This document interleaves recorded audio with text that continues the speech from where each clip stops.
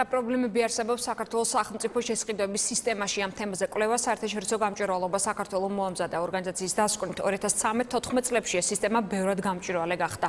მთავარ პრობლემად არასამთავრობო სექტორი გამარტივებულ შესყიდვებს ასახელებს, რა გზითაც გასულ წელს შესყიდვების 32% განხორციელდა და 915 მილიონ ლარზე მეტი დაიხარჯა. პრობლემად სახელდება ტენდერების დროს აქცენტის ფასზე გაკეთება და სხვა ფაქტორების ხარისხის და გამოცდილების გაუთვალისწინებლობა. ორგანიზაციის ანგარიში ასევე დაფიქსირებულია შემთხვევები, როცა თანამდებობის პირებთან დაკავშირებულმა კომპანიებმა გამარტივებული შესყიდვების გზით საკმაოდ მსხვილი შემოსავლები მიიღეს.